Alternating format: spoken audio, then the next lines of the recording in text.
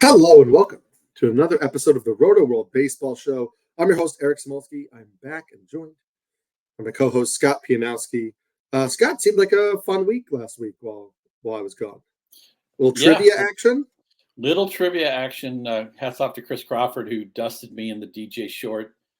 Look, we had to pay homage to Pat Sajak going away after being in Wheel of Fortune for whatever it was, a million years. And back in the swing of things, we got the band back together. A lot going on. This was, not every waiver period is juicy, or not every Monday is is filled with news, but this feels like there's a lot to get to. I mean, I know we're going to try to do an hour show. We could easily go 2 hours today, but there's a lot of call-ups. There's a lot of guys returning. I found my bids took longer on Sunday than they usually do because it's just a lot of guys I was interested in. So I think there's a lot to unpack today. Yeah, it's interesting. It's a lot of guys who depending on your league type, your league rules, there could have been a ton of guys available. There could have been some guys who were not yet available. Right? NFBC formats, guys need to debut or have already played. So there are a lot of Sunday debuts and things like that where guys won't be active, or guys who we know are getting called up like early this week. So there's a lot of news at the top. It won't be all actionable for all leagues, but we encourage you to stick through it. Scott and I will talk about some expectations for these players, and then we're going to get to some of the top waiver ads for the weekend. And as we always do, since waivers have already run here, we're also looking at just like top performers for the week and weeks that were leading into this. Why were some of these guys so heavily thought of going into waiver periods, and can you still get them? And a lot of these guys, you who have been performing well of late, you can still get in a lot of formats. So we'll kind of break down some of that. The biggest debut, in my opinion, from this weekend at least, was Hurston Waldrep, the Braves starting pitcher, who debuted against the Nationals. This is a guy who I had in my waiver wire column before the game started. And I noted that this is a tweet from Chris Clegg, who has been on our show a couple times, does the Dynasty Dugout prospect stuff. He helped with a Q&A. He just mentioned that Waldrep got out to a rough start to the season, but over his 8 starts prior to his MLB debut, he pitched 48 1/3 innings with a 1.68 ERA, 52 strikeouts, and just 13 walks. That's a 6.6 walk percentage, which was crucial for him since walks were kind of a big issue. His strike percentage was also steadily improving, and he had a 15.5% swinging strike rate in those 8 starts that were mixed between Double and Triple A prior to his call-up. The MLB debut didn't go well, and we'll talk about that in a second. I'm curious if you watched any of the start, what your interest level was on Waldrep coming into the FAB period last night. Yeah, it's just hard to get too excited after he doesn't pitch well against Washington. But I mean, a first-round pick, a college pitcher, somebody who you think might be a fast track to the majors guy, and it's fall of as such. And it'd be nice to see something go right for the Braves this year. Everything went right for them last year, and it feels like nothing has gone right for them this year, with a couple of rare exceptions. They're still probably a playoff team, but I try to keep my feet on the ground with rookie pitchers. And I think if you had faded them the last few years, more often than not, you'd be probably out ahead. But in a year where everybody's struggling to find pitching, and so many of the top name pitchers haven't been returning value, I get why we have to audit these guys, and I get why Waldrep was bid on aggressively. It's just after I watched him pitch poorly against Washington, I'm just afraid that he could have like one more start in the majors, and they might think, oh, he's not ready yet. So I was not aggressive on him on Sunday. So I got him in a few places on Sunday. Obviously, he was not eligible to be bid on in NFBC formats. I'm still interested. And here's why. So I watched that start. I didn't think that he pitched poorly. The first 3 innings were 3 shutout innings. He walked 2 in those first 3 innings, and he struck out just 1. But I thought the stuff looked good. He has his splitter by most Stuff Plus metrics. His splitter was the second best pitch in the minor leagues this year, behind Skeens' offerings. And the splitter is really good. The slider is getting significantly better. That was a big part of his development this year. the issue for Waldrep has been fastball command and command in general. When you watch him, he has a very high effort delivery where he like falls off towards first base a lot. It's like it is very kind of like max effort delivery, and I think that sometimes as a pitcher that hurts the ability to repeat the delivery, which hurts command. But he threw 3 shutout innings to start the game, and then I want to just walk you through what happened in the 4th inning. He got C.J. Abrams to fly out. Then he got Lane Thomas hit a single on what was Lane Thomas had a well hit single in the 4th inning, 99 mile an hour exit velocity single. That was followed up by a walk to Jesse Winker on was just a good at bat. Like it was a 7 pitch at bat. He got ahead of Winker 1-2. Winker, looked at a slider, looked at a splitter, fouled off a splitter. I really do think the 6th pitch was a fastball up in the zone and could have easily been called a strike. And then Winker kind of spat on a 3-2 splitter, but the command wasn't bad. It was just a really good at bat by Winker. He got a soft line out from Rosario. So that's 2 outs with a runner on first. Luis Garcia comes up, and Luis Garcia hits a 69 mile an hour bloop single. The next batter up is Keibert Ruiz, and Waldrep missed a spot through a fastball in. Ruiz crushed it for a 3-run homer. Totally warranted, just a bad spot on the fastball. He seemed to be a little bit rattled, walked Senzel. Joey Gallo hits a 55 mile an hour ground ball to third base that they have the shift on, and so it's an infield single. He has another 3-2 count to the next batter, misses on a slider 3-2, and so they take him out of the game, bring in Aaron Bummer, who allows a 3-run double to C.J. Abrams. So when I watch that start, I think, you got a really good at bat by Winker, who, for all of Winker's flaws, he's always been a good plate discipline guy. He understands the strike zone really well. Winker works a walk, Waldrep misses location, Keibert Ruiz hits it out. And then you got a lot of bleeders and infield singles, and then a reliever who comes in and clears the bases with a double. So I really didn't think it was a disastrous outing. I thought there was a lot to like.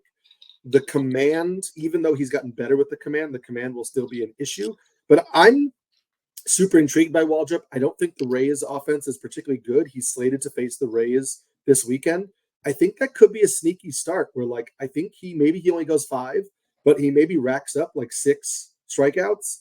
And I think he has a chance to stick in the rotation for a little bit because Bryce Elder and Spencer Schwellenbach have not been good. And one of those 3 guys has to be in the rotation, at least until the Braves make a trade. And so I wouldn't bet against it being Waldrop, is my take. I want to say that I agree with the idea that, first of all, watch these guys and scout them yourself whenever you can. But also, there's a lot of hidden runs in baseball, with cheap hits, infield hits, with inherited runners being coughed up by the bullpen. Maybe the true result should have been a 3 or 4 run start and ended up being a 7-run start. So was it better than the box score looked? I would agree with that. But the thing that makes me just a little bit nervous is that Waldrop's strikeout rate in AAA was about a batter per inning. And that's kind of my starting point in the majors. When somebody's at the MLB level, I want a strikeout per inning. And that's what he was getting at AAA.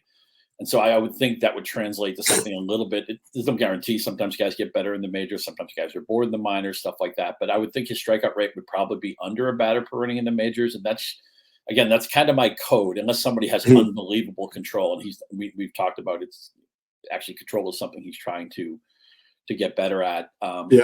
I think his start was certainly, I totally sign off on the idea that the 7 runs is misleading and there's a couple of bleeders in there and the bullpen did him no favors. But I just want to see more than 1 strikeout. You can't live with, when somebody gets into the 4th or 5th inning of a start, even if you allow runs, I need 4 or 5 strikeouts to come along with that. Because he only had 1, and you mentioned a couple of borderline pitches he didn't get, and the professional at bat that Winker and Jesse Winker's a good player. It's just nice to see him back and relevant again because I always liked him, and I felt like his career went off the rails for no really fault of his own at times. But You're more optimistic about Waldrep than I am, and maybe it's, I don't mean this in a bad way. I mean, you have an investment in him. He's been part of your fantasy life for a while, so sometimes that comes into play. But you're right, the Tampa Bay is a good matchup. So there's an opportunity here, as you said. If he pitches well, he can solidify a spot here. It should be a winning, 90, 92 win team, something like that. I think eventually the offense is going to come around.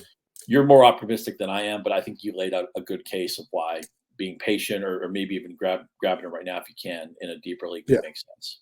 I would say my optimism is less my investment and more just stuff.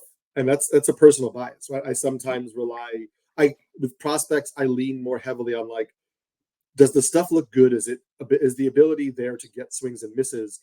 And so I'm willing to kind of gloss over some of the like, oh, well, what if it doesn't work from a command perspective? Do you wonder why his strikeout rate isn't higher? Well, with so this stuff, why does he strike out more guys in the minors? It's just not that it's a bad rate, but I want to see these guys come up and have great strikeout rates.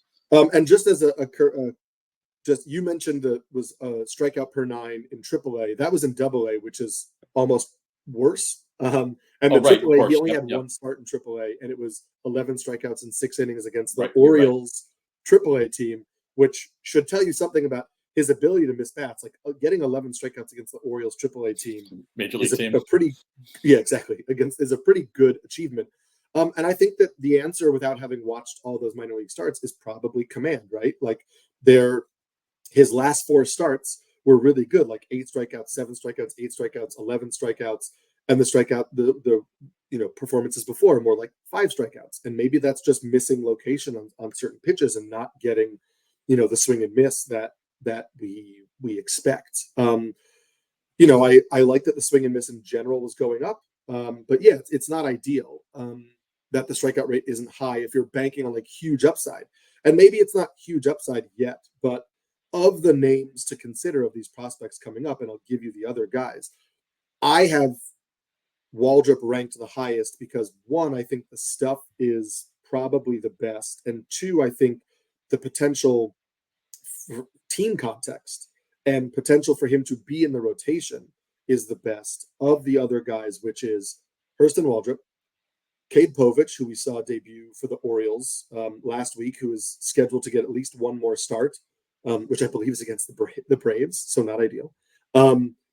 Drew Thorpe, who's getting called up Thursday to start for the White Sox, and Carlos F. Rodriguez, who's getting called up to start on Tuesday for the Brewers. I'm curious if you had to rank those guys in terms of like, you could pick up all 4 of them. Do you have a clear preference? How would you order those 4 for people who may be in that boat? Yeah, it's funny. And Thorpe, by the way, another double jump from AA, and you're right. Waldrep, of course, was pitching in AA, has just one AAA start. Povich didn't have much of a profile before this year, but he's got such a great strikeout rate in AAA. And I know his first start was much like Waldrep, but wasn't great. I think he allowed 6 runs in that turn. But I'm always going to follow the strikeouts. And you talk about, granted, he gets Atlanta next term, which is not ideal, as you said. But if he can stick Baltimore, I still think they're the best team in the American League. They might be the best team in baseball. I'm curious to see what they look like after the trade deadline. They tweak a piece or two, but they're just so low. It's crazy what they're sitting on in the minors right now, as you mentioned, how great their AAA system is and their minor league system. And so because that strikeout rate in AAA was really singing to me, so Povich would be. I'm just going to chase strikeouts, and I'd probably go Thorpe and Waldrep are pretty even, and Rodriguez. He's walking so many guys. His ERA is bloated. I know that's maybe an old school way to look at things. The back of the baseball card stats, we want to look at secondary stuff, but I probably wouldn't pick up Rodriguez in any format. Yeah, I could see like maybe in an NL only, but that's it. So I still have Waldrep first. I have some concerns about how much of an opportunity Povich actually has because Dean Kramer is already throwing and on the way back, and so I think that Kramer coming back would bump Povich out unless Povich really shines and they could say, oh, maybe Povich takes the spot that Cole Irvin is in. But then you're also assuming the Orioles don't make a move for another starter, which I think most people assume they're going to. So Povich is I don't necessarily. Irvin's been pretty good too. Irvin probably doesn't deserve. He's been really good. Maybe pitching ERA under 3. a little bit.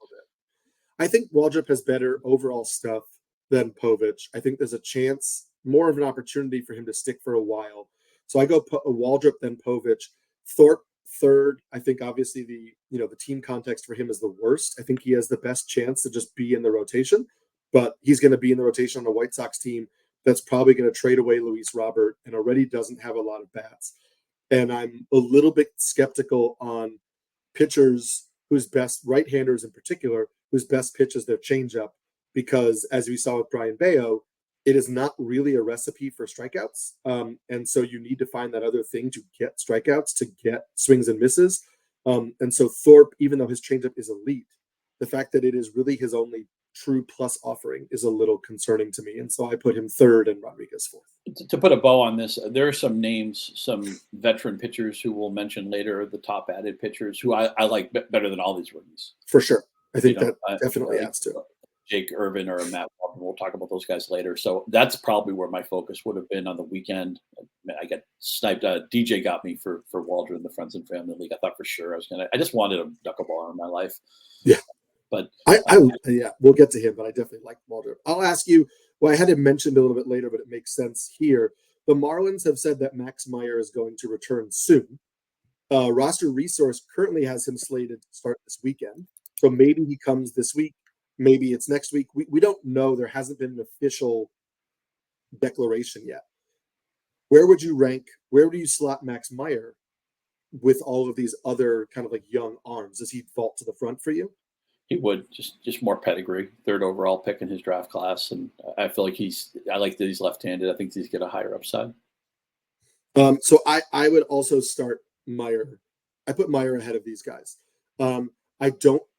The strikeout upside hasn't been there at the major league level, even though it's been getting better in AAA. I think there's, again, like a runway for him to pitch in the Marlins rotation for the majority of the rest of the season. And he was, even though he wasn't missing a lot of bats early on in the year, he was pitching pretty well. So I would have Meyer ahead of these guys. I scooped up Meyer in a few NFBC leagues last night, hoping that he comes back this week, figuring if it's not this week, it's probably next. And, fingers crossed that I get a young pitcher with pedigree who has probably more of a leash than some of these other guys. And at least with the dip in strikeouts, it's also come with a reduction in his walk rate. So yes, you can live with that, right? I mean, if your strikeouts are below code, but your walk rate is microscopic, he always had reasonable control in the minors when he was striking a bunch of guys out. I don't mind that trade off. If you get both of those things at the same time, I can live with it. Yeah, and he's another guy where and we'll talk about this with the next player, but I encourage you to look beyond just like his stats. His AAA stats since being demoted are not particularly good. He was pretty open about the fact that being demoted kind of stung, and he had to work through that disappointment and then get himself back on track. Also, the Marlins are doing this weird thing where they're trying to limit his innings, and so he's only throwing like 3 innings a start, which I think is just weird if you're a starter and you know that you're not going to actually be able to throw a starter's workload. And so I would go beyond just looking at his AAA stats if you're thinking about picking him up. I think the stuff has looked good from reading what the Marlins beat writers are saying. And so I think that he will obviously pitch a starter's workload when they decide they're willing to bring him back up. The box score, the stats are interesting for the next player, which is the highest ranked prospect being called up right now. And it's Rockies middle infielder, Adael Amador. And he was a top 40 prospect in certain scouting services heading into the season. He is being called up because Brendan Rodgers is on the IL with a hamstring issue.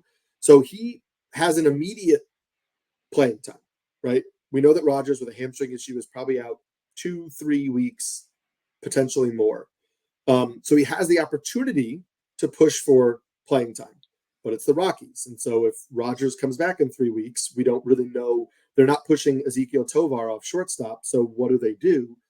Amador also is hitting 194 on the season at AA, not even AAA. He does have 7 home runs and he does have 22 steals. It's important to know that he's hitting the 194 batting average is including the last 2 weeks where he was 14 of 39 for a 359 batting average with 6 home runs and 6 stolen bases. So prior to 2 weeks ago, His batting average was like below 150 or hovering around 150. He had 1 home run and he had 16 stolen bases. Not a lot of strikeouts, a lot of walks, but this feels like a really volatile profile to me for somebody jumping up from Double A. Yeah, a lot to unpack here. I mean, even in today's baseball where it's just harder to get hits, guys hitting under 200, it sets a siren off. But Amador has more walks than strikeouts in his minor league career, and even with that horrible average, his on-base percentage is 337. It's actually higher than his slugging percentage, which is kind of strange. But this category juice here, he's going to get on base, and if he does anything in 2 weeks, and again, it's hard to trust the Rockies to do anything logical because they're just such a backward organization. Mm-hmm. But I tried to get Amador thinking, let's just give him a couple weeks, and if this sticks, if somebody else gets hurt, or if he's really good and they don't want to send him back down, then I got a useful player who plays half of his games in the best hitting environment, even if it's a little bit muted nowadays than what it was maybe 5 or 10 years ago before all these changes in the humidor and all that. But I was trying to get Amador proactively in leagues, and I actually get outbid on in a few pools. The important thing is he gets on base, and he's going to have power and speed eventually. I mean, obviously, Yes. he was, as you said, a rated prospect who was in the top 30 of some boards, the top 40 of just about everywhere I looked. So I tried to see the plausible upside for Amador, and I did go after him, I thought, proactively, but it seemed like the market liked him a little bit more than I did. Yeah, and I think that's the right way to approach it. I have no problem picking him up because he gets on base and he has speed. I just, the batting average, the fact that a lot of his stats are propped up by just a 2-week hot stretch, and the fact that it's the Rockies prevent me from going aggressively because I just don't. I was burned by Victor Scott early in the year. I was burned a little bit by Kyle Manzardo currently, who has been called up and is still on the major league roster, but not playing against lefties and not really hitting all that well. And so I'm just not ready to throw in a large chunk of change for a guy who has mixed results at Double A and is on an organization that I don't trust them. So if we don't count the Japanese pitchers, it's been a really bad year for rookies. Yes, yeah, it has for sure. Another debut, less heralded debut, was Tylor Locklear, who debuted with the Mariners. Ty France has a fractured heel and went on the IL. There's at this moment no timeline for Ty France in his return, but a fractured heel is something that will take a little while to recover from. The Mariners have said that Locklear is going to play. They're not. He's a right-handed hitter. He is not going to just face lefties. They called him up to play him fairly regularly. And he spent the majority of his year so far at Double A. 41 of his 51 minor league games are at Double A. Hit 8 home runs. Hit 291 with a 26% strikeout rate and a 12.2% walk rate. I asked Chris Clegg if he felt like Locklear had a chance to stick. I'd love to talk to Chris Crawford because Chris is a Mariners fan and obviously loves prospects. And so, his take would be interesting to hear. And the power is very real, and the Mariners have struggled offensively. And so I think if Locklear can make enough contact to get to that power, it seems like he's going to get a decent opportunity here to stake his claim. And so I'm interested in him in, some deeper formats. I got outbid in AL Tout. I would certainly look in NFBC. I would look in like some OPS formats, over 12% walk rate this year. He is intriguing for somebody that I don't think a lot of people knew about prior to the call-up. Yeah, he's got a really interesting minor league profile, right? Hitting for a good average, on-base percentage right around 400, and slugging will approach 500. He can run a little bit. He'll steal a base if it's unoccupied, has some power. And Seattle, here's a team doing the right thing. They're like, okay, look, our offense isn't any good. Here's a guy who hit at Double A. He had, 10 games at Triple A. He continued to produce there. Let's give him a chance to play. Let's not jerk him around. Let's not, platoon him. There's opportunity in a team. We know they probably have the best starting rotation in the American League, if not in baseball. If they could just get average offensive production, man, they have such a great upside. But their offense has been such a mess this year. It's just hard to trust almost anybody. Even Julio Rodriguez isn't really producing, although you have to stick with him. But there's a lot of guys here who have not returned value from their offense. So Locklear is going to get a chance. He's 23 years old. I mean, second round pick. So it's not like he has no pedigree. Right. I tried another player who I tried to get in deeper leagues, and I don't know if I ended up with any shares because it's just hard to know when a hitter comes up who isn't like a glittering prospect. It's kind of hard to know how the market's going to react to him. We know Seattle's not a great place to hit. The lineup isn't probably going to help him. So I thought maybe I could sneak him in kind of cheaply, and I guess I misread the market on that. But I'm definitely interested in what Tylor Locklear might do because I think Seattle's going to give him an ample chance to take this job or take some job in this lineup. Are you more interested in him or another first base option who's Spencer Horwitz, who the Blue Jays called up? And I know he does the one thing that I know you love more than anything is that in AAA, he walked more than he struck out. 17% walk rate, 16% strikeout rate, hit .335 in 57 games at AAA. Only 4 home runs, 3 steals. So there wasn't the power that Locklear has, but seems to be a great understanding of the strike zone, really solid batting average. The Blue Jays have said that he's going to DH, play second base. First base, obviously, a little bit, bogged down with Vladimir Guerrero Jr. right now. There are trade rumors circulating about Vlad Guerrero Jr. We'll get to that in later shows, and we get closer to the trade deadline to see if that's realistic or not. But Horwitz has played some outfield as well. So there's a chance that he bounces around and, as a lefty, at least is starting every day against right-handed pitching. Are you more interested in Horwitz or Locklear? Yeah, I gotta go Locklear because he's 3 years younger, and not that players can't come up in the majors in their age 26 season and be relevant, but when guys bounce around, and I try to be open-minded to some of these late bloomers, but when a player bounces around and doesn't find a space this long, even when the minor league stats are good, right? With 307, 413, 471 slash in the minors, there's nothing wrong with that. But when it's 26-year season and somebody hasn't popped yet, it just makes me a little bit nervous. Yeah. I also look at it like the batting average upside is real, and I like seeing that. He's not going to hit near the top of the Blue Jays order. So I look at, okay, as a first baseman who's never hit more than 12 home runs in a minor league season, is he giving you the pop to play at first base? Probably not. Let's say he gets second base eligibility. Well, he's never stolen double-digit bases in a minor league season. So are you putting him in the middle infield if you're not really getting steals? It seems like a guy who could be a solid real-life player and give you a solid real-life batting average, but not really give you much else in the way of fantasy goodness where you could really want to slot him into your lineup outside of the deepest formats if you're thinking, hey, maybe this guy hits 270 and that's pretty good for my batting average. So if Tylor Locklear is Heather Locklear's son, does that mean Spencer Horwitz is I'm going to throw an extra vowel in here, is Cher Horwitz's brother or cousin or something like that? The Tylor Locklear thing, like I'm still sleuthing on the internet to make sure that's true, but I've heard a lot of people say it's true, and it's I'm sure a lot of people listening to this don't know who Heather Locklear is, but for those, over 30 years old or 35, maybe, who knows? So obviously it was a major what the heck moment for me to find that out. We've got a bunch of just like news and notes to go through here. Max Scherzer, Gerrit Cole, Bobby Miller are all 1 or maybe 2 starts away from coming off the IL. Bobby Miller seems to be, 1 start away, and Scherzer and Cole are probably 1 to 2. Most of these guys are rostered or put on ILs already, so there's nothing actionable. Are you expecting business as usual for all 3 when they come back, or not? You have to pitch them all, especially Cole. But I mean, really, Scherzer, I don't see why he can't be a top 30 starter. It's a division with a lot of soft landings.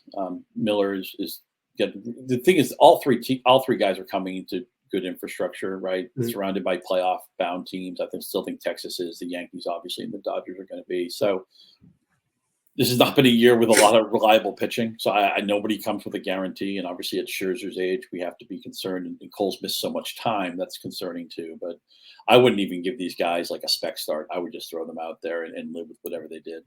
Scherzer to me is the one who I'm most concerned about his level of production, just because we've seen the injuries and the age catch up with him a little bit.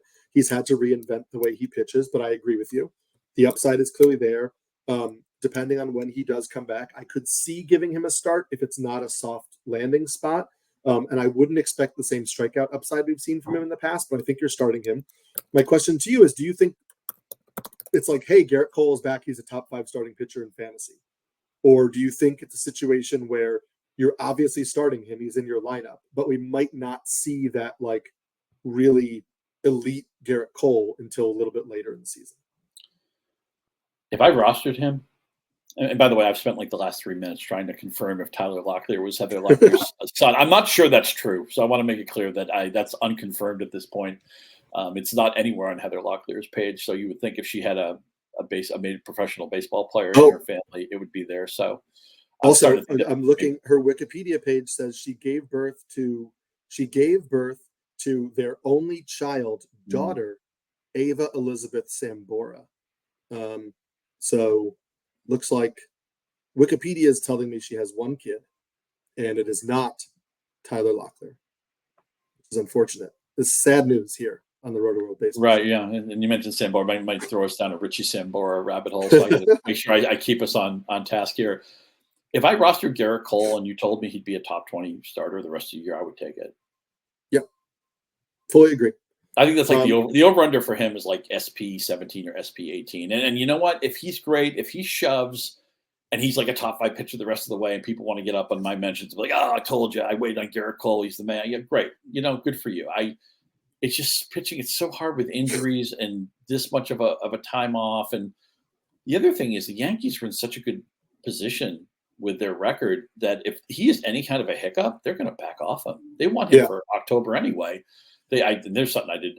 I spent all March saying the Yankees were overrated. They weren't going to get to 90 wins. And that is something that, I got egg all over my face on that. I don't know that any of us thought their pitching staff without Cole would perform as well as it has. And so you just got to say, you got to admit the misses when you have the misses. And they well outperformed, I think, what a lot of us expected them to do. I agree with you on Gerrit Cole. I think it might be a little while before we see him look like the Gerrit Cole, consistently look like the Gerrit Cole that we expect. There may be some rough starts mixed in there. Command is usually an issue coming back from injuries. But if you told me from the time that he debuts till the end of the year, he's a top 10 starting pitcher, I think that makes total sense to me. I might not expect him to be the number one again. Next year is another story. I'm just talking about for the rest of this year as he's coming back off injury. But again, lock and loaded all the time. I think another potential top 20 starting pitcher is coming back, and it's Robbie Ray. And Robbie Ray is already on a rehab assignment. He is further away, but he is expected to debut around the All-Star break. Could be early July. He's pitching in a good home park in San Francisco now. We have seen Robbie Ray flash really strong ability, fantasy ability. We know he won the Cy Young. Command has been a concern with him in the past, and he's coming back off Tommy John, so command could be an issue there as well. Are you stashing Robbie Ray in leagues where he's available and you have IL spots, given, or even like in an NFBC format where you don't, given that we now know he's probably like 3 weeks away from coming back? The problem with Ray is there's no floor here. I mean, he even when he was healthy, you knew he would have seasons where he just wasn't trustable. But his upside leads the majors in strikeouts. Upside wins the Cy Young Award. Even when he was not at his best, you would think of him as somebody who would strike out 200 batters in a full season. So when you mix that together with the Giants, with the big park, with the good defense, with an organization that seems to get it, just you backline the Giants, a lot of times that leads you to fantasy goodness. I would take a chance on Ray. The understanding that there's a lookout below floor. I mean, there's absolutely nothing guaranteed with him. He could get hurt in 2 seconds, or he could just be somebody who absolutely torches your ratios, walks the ballpark. You may have to pull back from him really quickly, but there's too much upside here to not be interested. Yeah, I'm happy to stash him where I can and just see what happens. His teammate Keaton Winn returned from the IL. The first start was not particularly good, but again, Keaton Winn, first start back from the IL, you're probably not starting him.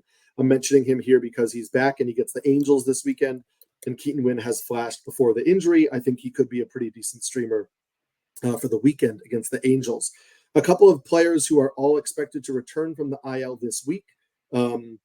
None of them are probably available on your waiver wire, except for maybe the last guy we'll mention. But so Juan Soto, Edwin Diaz, Trey Turner, Manny Machado, Francisco Alvarez, Tyler O'Neill, and Masataka Yoshida are all expected to return this week. Soto obviously has not been on. He's the only one who hasn't been on the IL. Actually, they never put Manny Machado on the IL.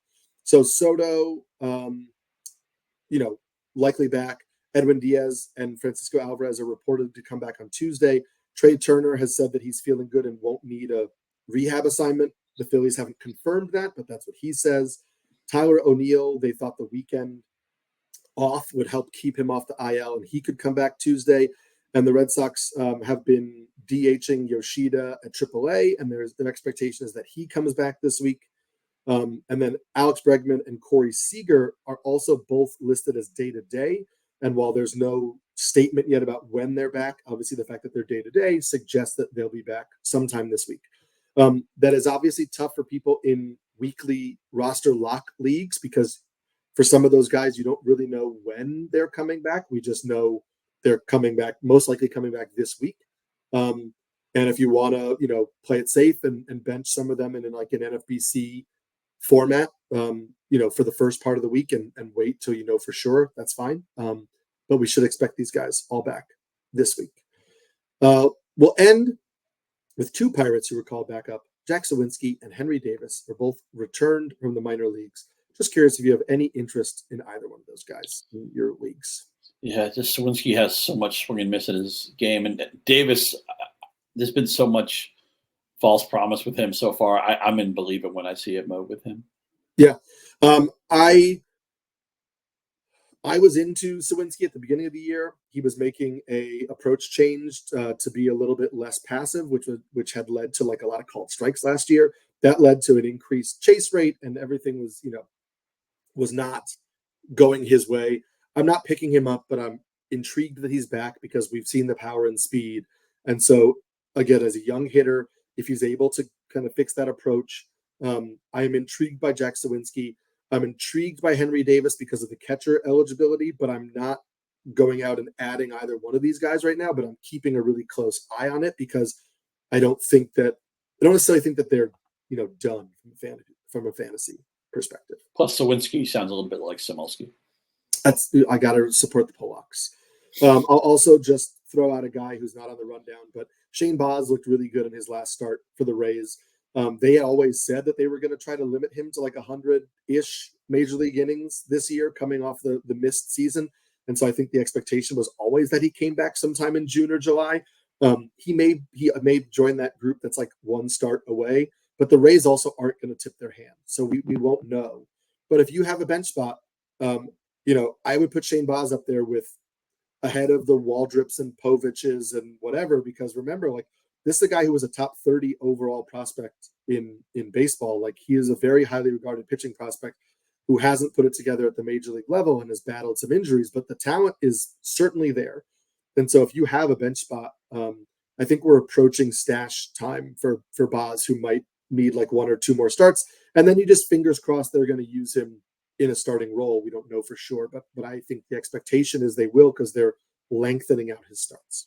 You mentioned the Rays. I got to ask you, because it's been every other start with Taj Bradley where he looks tremendous or he gets his lunch handed to him. Yeah. Where are you at with Bradley right now? I am keeping him rostered in all leagues. I have benched him in some 12-team leagues, NFBC leagues this week against the Cubs, where I just felt like I had better pitchers. And that's just a luxury of I had better pitchers in those leagues. I still believe in the upside. I think the command is iffy, and not just in terms of walk rates, but in terms of missing his spots, which leads to hard contact and leads to inconsistencies. And so I'm not willing to say, hey, his expected stats look so much better than, his other stats, or his swinging strike rate is better than, what his ERA is. And so he should be better. Like, he struggles with command. And so his stuff might always look better than his results. But I'm happy to keep him on my bench if he's available. And I'm happy to throw him in, 15-team leagues. I'll pitch him against the Cubs this week. If I don't have, a lot of good pitchers, I'll pitch him against the Cubs this week. Like, if I was choosing between him or Brian Bayo against the Yankees. Like I'll pitch Taj Bradley. I think, that level right now for sure. We're going to get to some of these hot hitters or pitchers that were on the waiver wire this week. But before we do that, don't miss the ultimate tryouts for a chance to represent the United States at the Olympic and Paralympic Games from June 15th to June 30th. Noah Lyles, Simone Biles, Katie Ledecky, and more of America's best athletes compete for a spot on Team USA in Paris. Watch our country's brightest stars continue their quest for gold on Peacock and NBC. That's super fun. It basically means the Olympics are starting in 5 days, even though they're not actually the Olympics, but the trials to get in there are just as exciting. You're still seeing all these athletes perform at their top level. So make sure you check that out on NBC and Peacock. We'll briefly mention the most added hitter because he's somebody we talked about in the past. It's Heliot Ramos. Heliot Ramos is now rostered in 61% of Yahoo leagues after this weekend's FAB bid. Over the last 2 weeks, he has hit 372 with 4 home runs, 13 RBIs, 6 runs. We mentioned we felt better about adding him than Luis Matos weeks ago. Luis Matos is in AAA. Conforto's back. Austin Slater's back. Heliot Ramos is still in the starting lineup. It feels like he's going to start as long as he keeps performing. And if he's available in your league, I'd be trying to add him. Yeah, and getting a lot of run in that leadoff spot as well. Yeah, that has really helped him. He's hitting either leadoff or sometimes again he hits second against lefties if like Austin Slater leads off.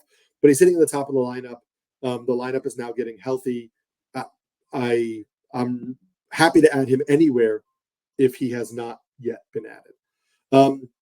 Another person who we've talked about incredibly often, and we talked about earlier in this podcast, is Jesse Winker. Jesse Winker, who is hitting 261 with 6 home runs and 11 steals on the season, even though he has never been a stolen base guy. He, in fact, stole, I think he didn't steal a base in his last 3 seasons.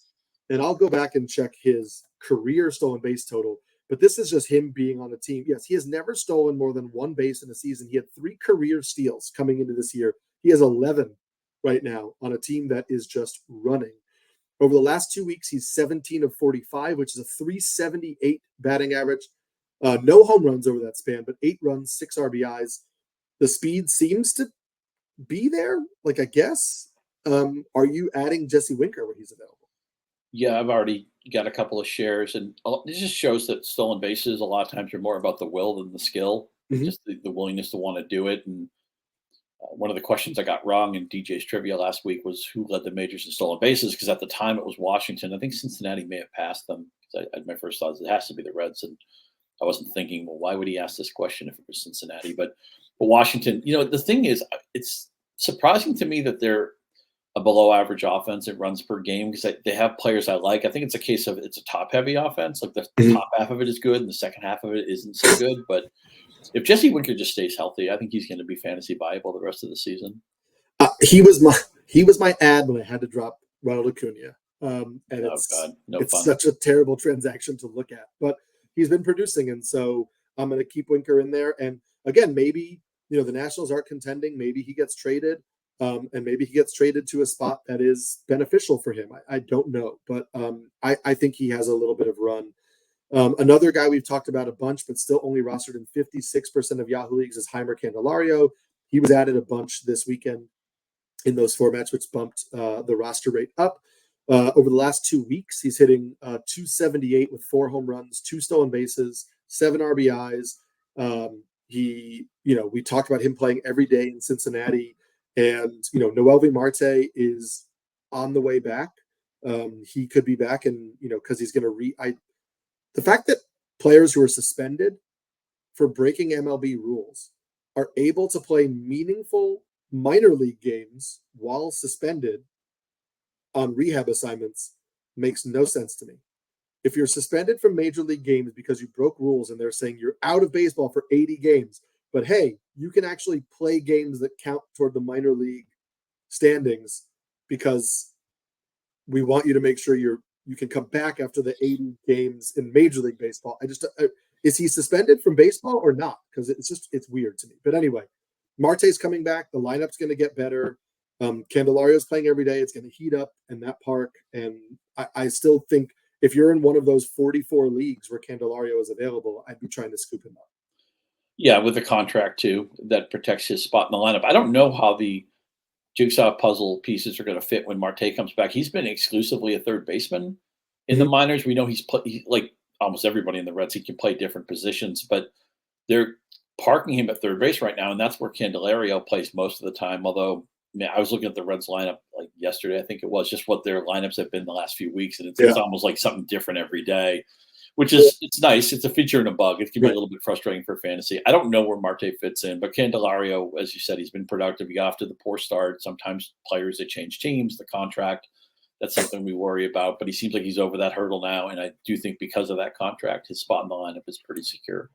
Yeah, I think. I mean, I think Candelario goes back to first, and I think Spencer Steer goes back to the outfield, which was the plan coming into the year. Was that Spencer Steer was going to play more outfield? He's been playing first, while Candelario has been playing third. The DH spot has also been occupied by a rotating group of guys, depending on who's the handedness of the pitcher. So you could also see that DH spot be used by one of those guys to rest. I think the big losers here, playing time wise, would be Jake Fraley, Will Benson, Jacob Hurtubise, those guys who are those lefties who are playing primarily versus righties and not performing particularly well. Like, I think when Steer goes back to the outfield, that outfield gets a little bit of a crunch, is my expectation. David Hamilton. Let's talk Red Sox. Let's talk guys who are available in a lot of leagues. David Hamilton is still only rostered in 10% of Yahoo leagues.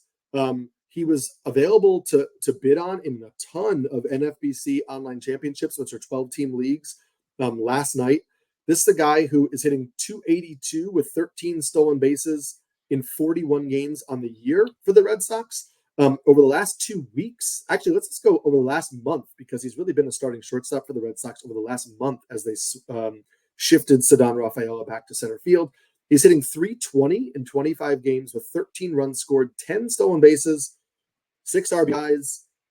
He looks, there's some defensive miscues, but he looks like a pretty, he's been better defensively since the rough start, but there's still miscues.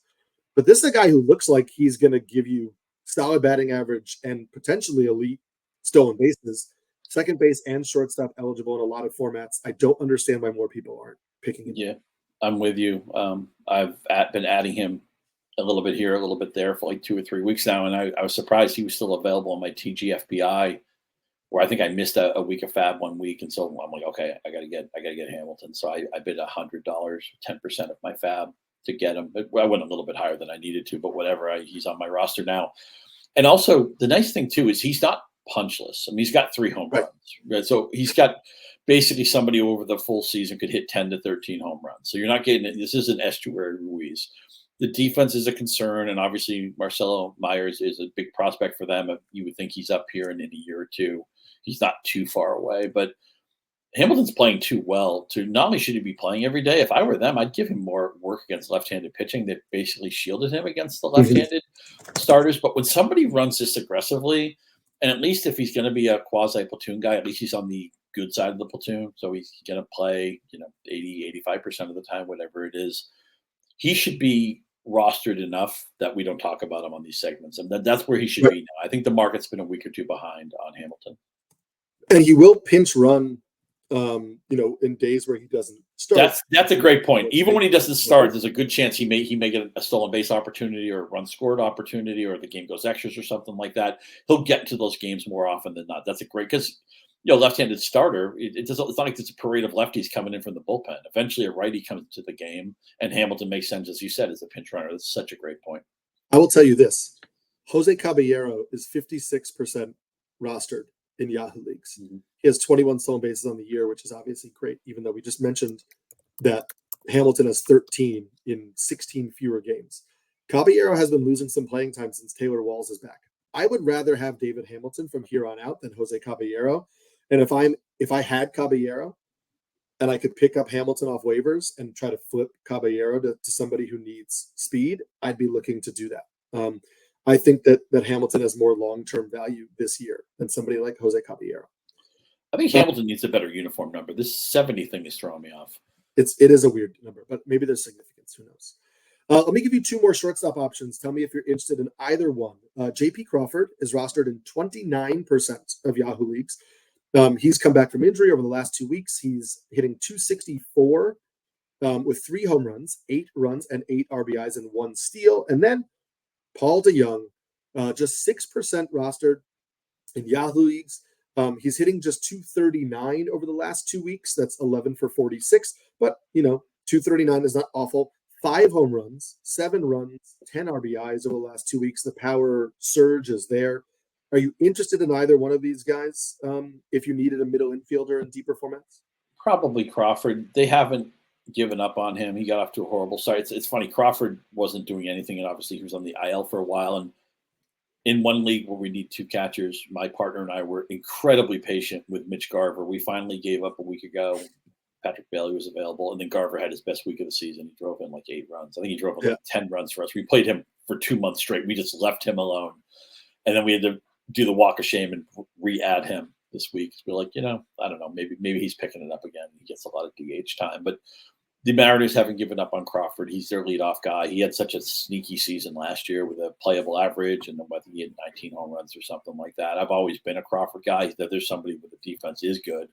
It's just a matter of what offensive player you're getting. I was bidding on White Sox the last 24 hours. It felt really strange, but DeJong wasn't one of the guys. Sheets and Vaughn were guys I was placing bids on more proactively, but you'd have to talk me into DeJong. So I added DeJong in some 15-team leagues where I needed middle infield help. And I kept him this week. I added him like last week, and I kept him this week because they have 7 games, and he's got a hot bat right now. We've seen Paul DeJong do this in the past. I don't expect to hold him very long. Keep him for a little bit. I have Andrew Vaughn in a few places. The power seemed to be coming along a little bit. And it just wasn't showing up, but I was holding him because I had dropped Ty France, even though what under the hood told me Ty France would hit for more power, and he started to, but he wasn't on my team anymore. Andrew Vaughn is rostered in just 23% of leagues. He's hitting 333 over the last 2 weeks, 2 home runs. He's got 5 home runs over the last 23 games. It's nothing eye-popping, but I think that Andrew Vaughn is turning a corner a little bit. Gavin Sheets was one of the more picked up players. He obviously benefited from a grand slam against the Red Sox, but he's 12 for 43 over the last 2 weeks. That's a 279 batting average with 4 home runs, 11 RBIs, and 8 runs scored. So you were in on Gavin Sheets a little bit? I was. And if I were a contending team in Major League Baseball, we know the White Sox, worst team in baseball, they're going to be sellers. Gavin Sheets is a player I would want. 124 OPS plus. You have to see past. The average is about league average, but he's got a really good OBP. He's got some pop, really good walk to strikeout rate. Yeah, I think he's good enough to play for a contending team. Yeah, and who knows what they're going to do with Sheets? Either he's going to play every day in Chicago when they trade Robert, or maybe he gets traded to a contending team and hits against right-handers, like a Luke Raley type. So I think there's some interest there. I can see that. I had him earlier, and I had kind of gotten out of the Gavin Sheets business. But again, another guy who's improved this year. And we need to take those improvements seriously. A guy who I have trouble taking as seriously as some people are is Blake Perkins, who is starting pretty much every day in Milwaukee right now. They've been mixing and matching Jackson Chourio. And Perkins over the last 2 weeks is 14 for 41. That's a 341 batting average, 1 home run, 6 RBIs, 9 runs, 1 stolen base. My issue here is there doesn't seem to be, he has 6 steals this year, which is fine. He's never been a burner. 29 steals back in 2018. Since then, when he was at the Yankees in the minor leagues, 19 steals. There is speed, but he's not a David Hamilton type. But there's really no punch. His exit velocity is below 90. His max EV is like 106 miles per hour. So you're not getting elite speed. He's not hitting the ball particularly hard. The batting average is fine, but not elite. I was having trouble buying in on a lot of people seem to be buying in this week, and maybe I'm missing something. I don't know. Yeah, this feels a little bit more like a mirage. I'm still trying to unpack the idea of the Brewers being a good team. When they traded Burns, and obviously they got Joey Ortiz in that trade, and that's worked out really well for them. I just thought, okay, they lost their head VP of baseball, they lost their manager, they lost their best pitcher. Let's rejoin the Brewers in 2 or 3 years and see where they're at. I'm shocked that not only are they a playoff team, but they're kind of running away with that Central Division. It's not the greatest division, but so what? And Perkins, I think his baseball card stats right now are better than what the component stats would suggest. I did not bid on him with any confidence the last couple of weeks. I agree. Another guy quickly was just Jake McCarthy, who was getting, he wasn't actually getting picked up in a lot of leagues, and Jake McCarthy is only rostered in 3% of Yahoo leagues. But, he's playing regularly for the Diamondbacks and has 5 steals in the last 2 weeks. We know that he can run. The batting average has been decent too. So again, as a batting average speed guy, I'd probably rather have McCarthy than Perkins, because I think the speed is more of an asset for McCarthy. And so I believe in that speed a little more. For sure. It's just so crazy. McCarthy has a 123 OPS plus, where 100 is average, and there's Corbin Carroll right next to him with a 60 OPS plus. I'm so glad. And I don't mean to grave dance here, but I'm just so glad I don't have any Corbin Carroll, because that would be driving me crazy. It's rough. That's a tough situation to be in. We'll turn to pitchers after this, but before we do that, Pinehurst, number 2, hosts the best golfers on the planet for this year's U.S. Open. Find out if Scotty Scheffler or Rory McIlroy can break through this year after top 3 finishes in 2023. It's the 124th U.S. Open, Thursday through Sunday on NBC, USA, and streaming on Peacock. And if Scotty Scheffler's involved, it's bound to be entertaining, because it's wins, it's arrests, it's having kids. He's had a really busy last few months, that guy. He is unbelievable. 5 wins already this year. His worst start is, I think, T17. He's got like 9 top 10s. I mean, he could easily have 7 or 8 wins right now. And I'm a huge golf fan anyway. And when I go on vacation next week, I'm going to be playing golf every day, weather permitting, in New England. Can't wait. Wearing my Whalers hat, be very happy. But I'm in on golf no matter what. But if you're somebody who needs star power, basically Scotty Scheffler, to put everything he's doing in context, you have to say since Tiger, since that's like everything they mentioned with him, since Tiger Woods in 2000, since Tiger Woods in 2005. That's how great Scheffler is. He's just much watched TV, and he's a really, really good guy. He's got a funky swing with the foot movement and everything, but he's got an unbelievable game. Last year he hit the ball great. He didn't putt so well, and in our auction league with some guys, Jeff Erickson, some other pals, I said, if Scheffler just putts average, he's going to be the best player on tour. And so I went after Scheffler aggressively. It's been really fun to have him on my roster. But also the U.S. Open, man, the setup will be brutal and challenging. And as much as some people like watching Birdie Fest, I like to see the players, struggle a little bit and go backwards a little bit. So I would be watching the U.S. Open intently for 4 straight days. And you were watching the U.S. Open. I watched the French Open exclusively last week. That was super fun. It's awesome. Fantastic. 5-set final. Great finish. Yeah. We're going to end with a few pitchers here. You mentioned one guy off at the top, so I will start with him. It's Matt Waldron. Matt Waldron is a knuckleballer, but not exclusively a knuckleballer for the Padres. He is somebody I covered on my Mixing It Up column 2 weeks ago, so you can check that out on NBC Sports. You can just go to the search bar and type in Matt Waldron, and it will take you to his news and recent articles. I mentioned that not only has he been leading into the knuckleball more often, but he's also throwing it harder. He's throwing a harder version of the knuckleball. He's had a lot of success with that over the last month. In 6 starts over the last month, that's 35 1/3 innings. He has a 1.78 ERA, a 0.91 WHIP, 39 strikeouts in 35 1/3 innings. He's rostered in just 43% of Yahoo leagues. He gets the Mets this week. I think you definitely want to add him.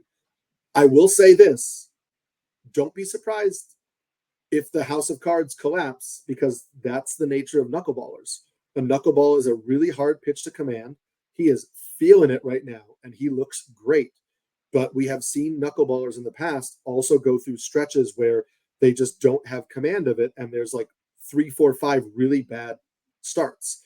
So pick up Matt Waldron, I think.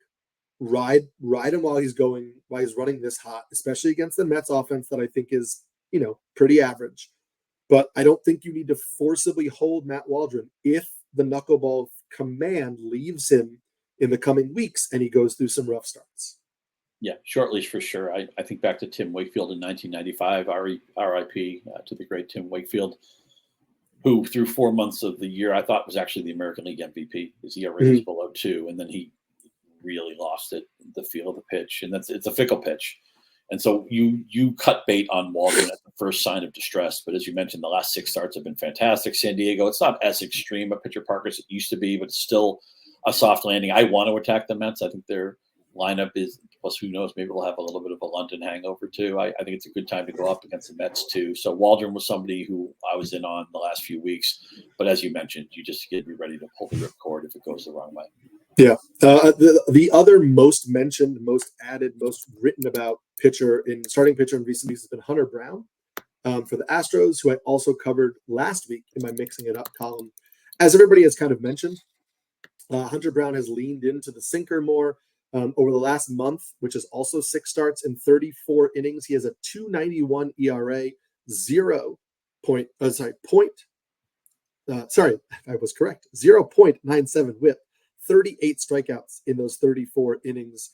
I think beyond just, as I covered in the Mixing It Up article, beyond just the sinker use, which people are talking about, he's also using the cutter a little bit more. He had kind of dipped down the cutter usage, he's dipped down the cutter usage in May a little bit more, but he's using the sinker and the cutter to offset the fastball. The four-seam fastball usage has really dropped.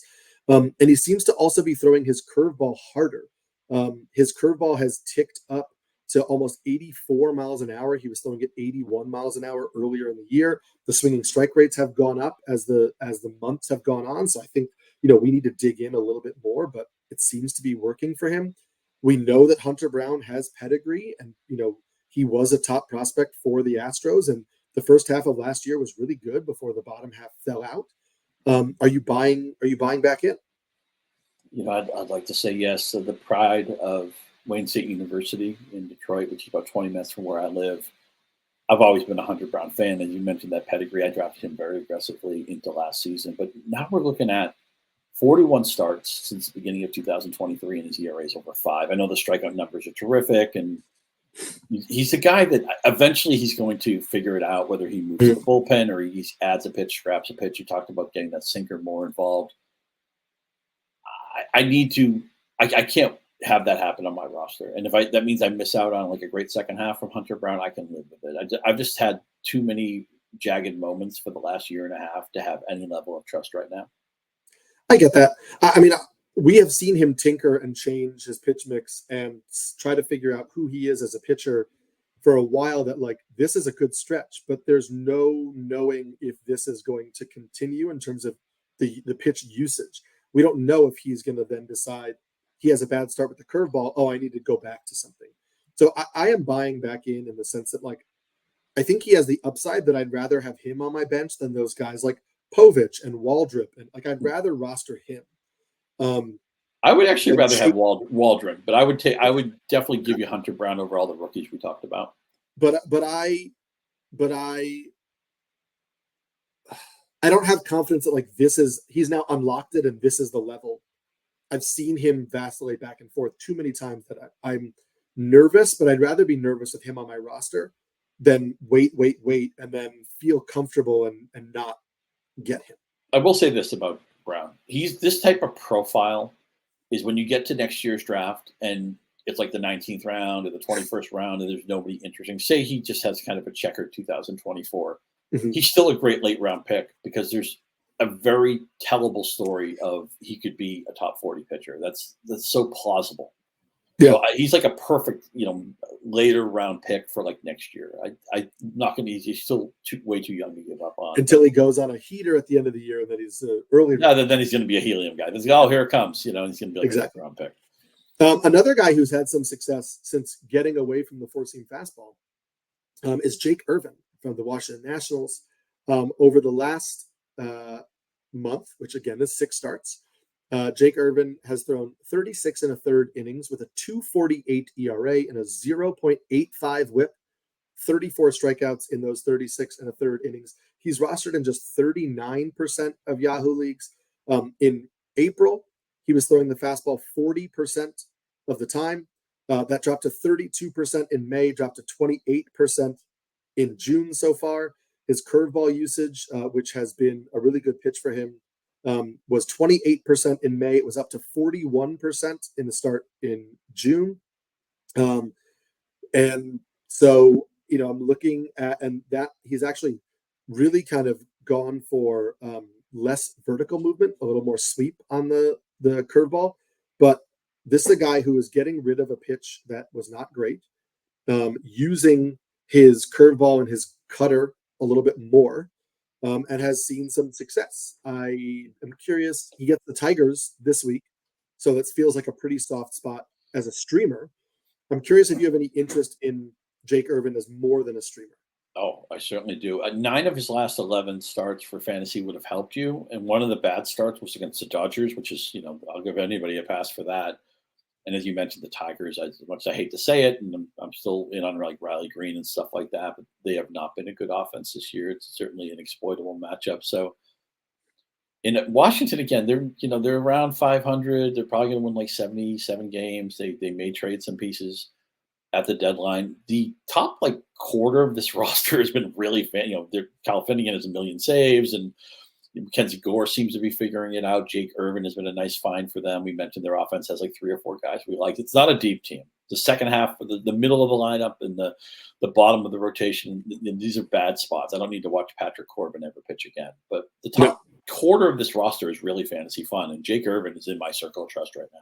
And Mitchell Parker was a huge target for me in leagues where he was available as a 2-start streamer. He's rostered in just 29% of Yahoo leagues. He gets the Tigers on Tuesday and then scheduled for the Marlins on Sunday. Yes. This is a guy with a 3.47 ERA on the year. Not a huge strikeout rate guy, but the command is good. He's got enough pitches that he fluctuates based on matchup, whether he's slider heavy or not. That I think he knows how to pitch to the opponent. And so, I'm not starting. I was going to say I'm not starting Mitchell Parker against the Braves, but he lit up the Braves the last time and pitched great against them. So, he has the ability to do well against good offenses. I would rather pick and choose when I start him, but I think Mitchell Parker should be a top-end streamer in shallow leagues if he's available, like in those 71% of leagues where he's available. If you see him with even a halfway decent matchup, you should be trying to add him for that week. And the National League has more bad teams than good teams. Let's not forget that, right? Yes, don't pitch him against Atlanta or Philly or probably the Dodgers, maybe Colorado. You can decide what you want to do with Milwaukee. Everybody else, I'm in. Yeah. We'll end with Tylor Megill, who had a great start against the Dodgers coming off of his injury. Actually had a pretty good start against the Guardians and then a great start against the Dodgers. Kind of scuffled against those Nationals, but he gets the Marlins this week. An interesting thing with Megill, the fastball velocity has been good since coming off the injured list. He has that new splitter, which he doesn't throw a ton. I think he's still figuring out the command, but it has legit swing and miss potential. So if he can figure out the command of that even more, I think that could be something that is really something he can hang his hat on. And he started using the curveball a lot more coming off the IL, and that's been a good pitch for him. Even though it doesn't miss a lot of bats, it doesn't give up a lot of hard contact, and so that's been important for him.